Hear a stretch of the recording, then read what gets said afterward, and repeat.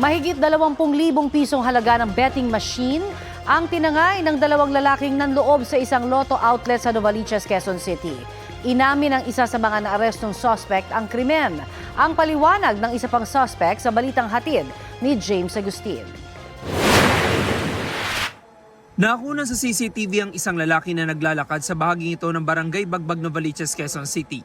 Ang lalaki nagsilbing lookout umano habang nanloloob ang kanyang kasama sa isang Lotto outlet sa lugar. Ayon sa pulisya, kinaumagahan na nadiskubre ng empleyado ang pagnanakaw.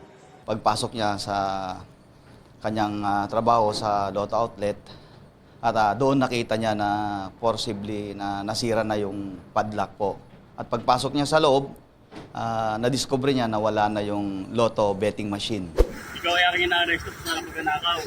Naaresto kahapon ng 33 anyos sa lalaki itinuturong lookout sa ikinasang follow-up operation ng mga operatiba ng Novaliches Police Station. Sa iwalay na operasyon, nahuli rin ng 25 anyos sa lalaki na siya nagnakaw sa Lotto outlet.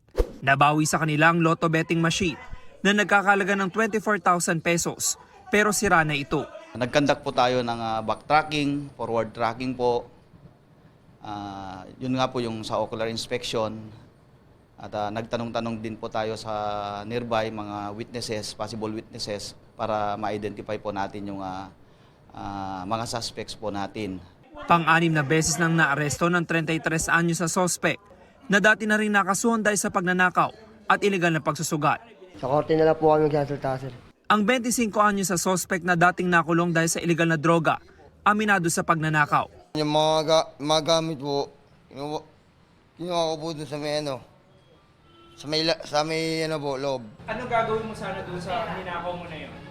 Kasi binigay ko po sa kanila yun. Patuloy na hinahanap ng pulisya ang isa pang suspect na nagsilbi ring lookout umano.